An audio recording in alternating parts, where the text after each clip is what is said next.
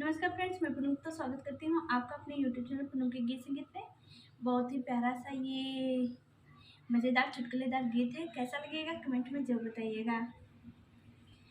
खोजते खोजते पतेराय गयली, सखी भुसवे में झुलनी हेराय गयली। सखी भुसवे में झुलनी हेराय गयली, हेराय गयली हो हेराय गयली। सखी भुसवे में झुलनी मोर हेराय गयली, सखी भुसवे में झुलनी मोर हेराय गयली। देहले रहल मोर यार हो सुनरवा, देहले रहल मोर यार हो सुनरवा।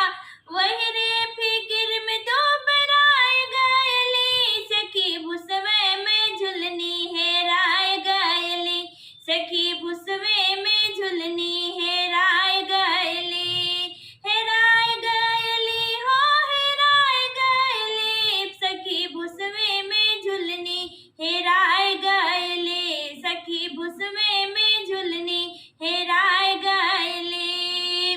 पूछे जवै बे हो कौने बहनवा, कौने बहनवा हो कौने बहनवा, कौने बहनवा हो कौने बहनवा।